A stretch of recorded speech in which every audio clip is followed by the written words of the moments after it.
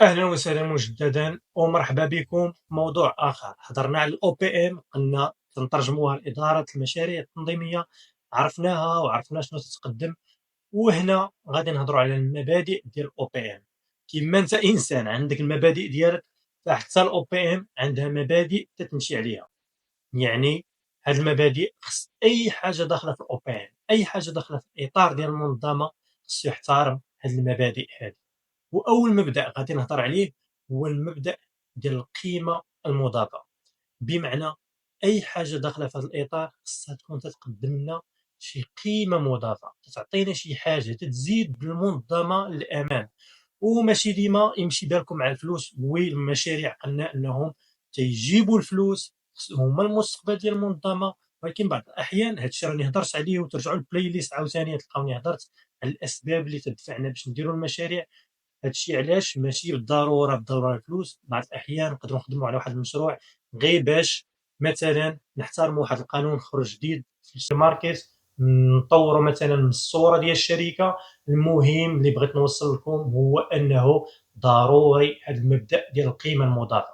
انت داخل في الاطار ديال الاو بي ام، دونك خصك تقدم قيمه مضافه، لانها المبدا اللي تنعتبره انا اولي. واي حاجه داخله في المنظمه خصها تقدم قيمه مضافه، من ديك الانسان اللي خدام كارديان حتى رئيس الشركه خصو يقدم قيمه مضافه للمنظمه. هذه تنظن واضحه مفهومه. ندوزو للحاجه الثانيه، وهي التناغم مع استراتيجيات ديال الشركه. هذا الشيء حتى هو تنظن واضح وباين.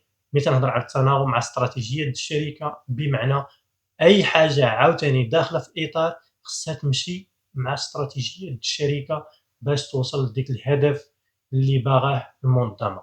هذيك الرؤيه الكبيره اللي خدام عليها المنظمه خصهم كاملين يمشيو على نفس الاستراتيجيات.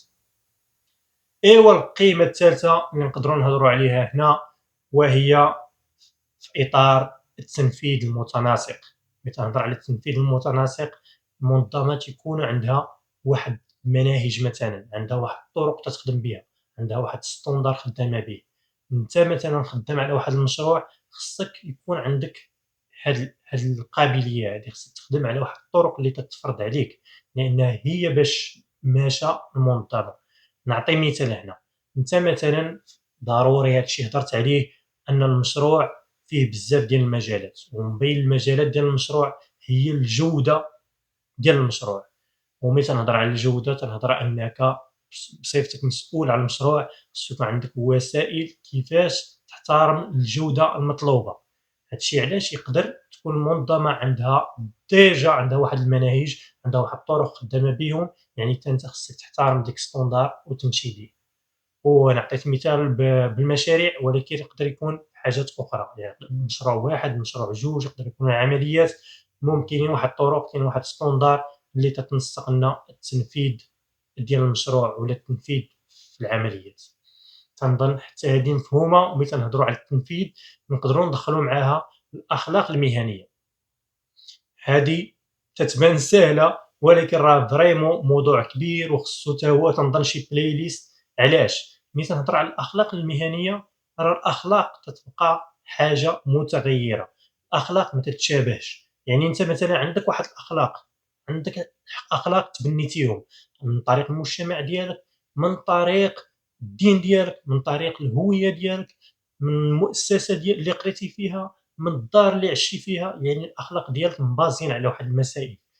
ولكن الناس واحد اخرين يقدر يكون عندهم اخلاق واحده اخرى متغيره على الاخلاق ديالك. هادشي علاش تيكونوا هاد الاخلاق المثاليه بحال حتى هما ستوندار خصهم يتحترموا.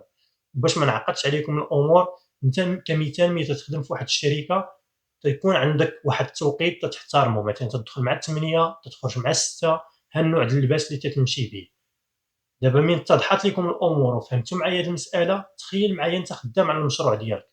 من تتخدم على المشروع ديالك وتيكون معاك داك الفريق خدام معاك على المشروع، واخا تكون انت عندك واحد الفلسفه ان مثلا عاود ما يخدموا هما ب8 السوايع، يقدروا يخدموا غير 4 السوايع ويكونوا مثلا مرتاحين وتكون نفسيتهم مزيانه ويعطيو اكثر.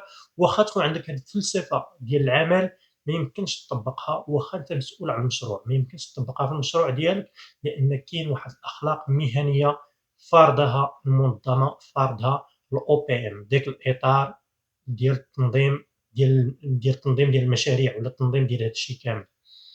تنظن حتى هاد القضية هادي مفهومة، وندوزو لمبدأ آخر.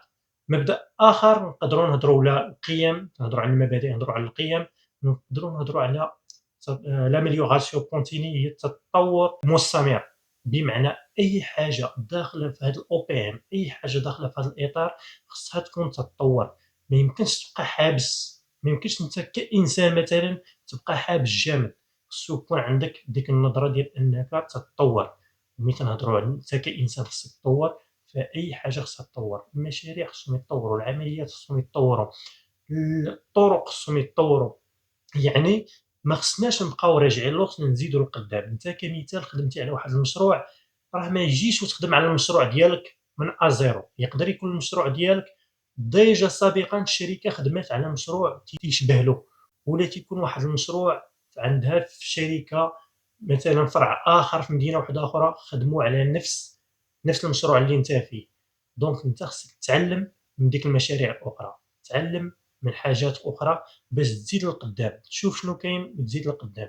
كذلك الناس اللي عندك وخدامين على المشروع ديالك، فهُما ماشي تيخدموا في المشروع وبسلامة الله يعاون، يقدروا يخدموا في المشروع ويكونوا في نفس الوقت خدامين على العمليات. هاد الشي علاش خصهم يكونوا تيتطوروا، يعني تيجيب واحد الحاجة من العمليات وتيعطيوها لك، تعطيوك قيمة أنت مضافة. كذلك أنت ملي كتسالي المشروع، هُما عاوتاني تيمشيو تيزيدو تياخداو التجربة من داك المشروع اللي خدمتي عليه وتيزيدو يتطوروا هُما كناس، ولكن حتى الشركة تتطور، المنظمة تتطور، لأنها تتعلم من الأخطاء اللي دارتهم في داك المشروع والمشاكل اللي وقعات فيهم داك المشروع، وتتحاول تجاوزهم وتجنبهم في المشاريع الأخرى. نتمنى تكونوا فهمتوا هاد الأمور هادا. نقدر نزيد مبدأ ديال التكامل، يعني هادو الناس كاملين اللي داخلين ولا هاد المسائل كاملة اللي داخلة في هاد الإطار الOPM خصها تكون متكاملة، يعني يكون التعاون بيناتهم. راه حنا تنهضروا على منظمة تتشوف الأمور من الفوق وتتشوف بالنسبة ليها الرؤية الكبيرة، يعني كلشي خصو يزيد بها للقدام. هادشي علاش راه ماشي غير مشروع، أنت خدام على المشروع ديالك تتكون عندك ديك النظرة حيادية، ولكن راه الشركة تتشوف أكبر وأكبر، تتشوف المستقبل ديال المنظمة. هادشي علاش تيكون بين المبادئ ديالها التكامل، يعني يتعاونوا بعضياتهم. أنت كمسؤول على المشروع يقدر مثلًا أنت تكون تتحضر دي réunion تتعطي الأفكار ديالك، تتعطي النقد ديالك في مشاريع أخرى. حنا عطيت غير مثال، وهذا الشيء مازال غنتعلموا أكثر وأكثر عليه. خصكم تبقاو معايا وتشوفوا الحلقات القادمة، لأننا مازال غادي نطلعوا درجة درجة درجة ونتعلموا أكثر.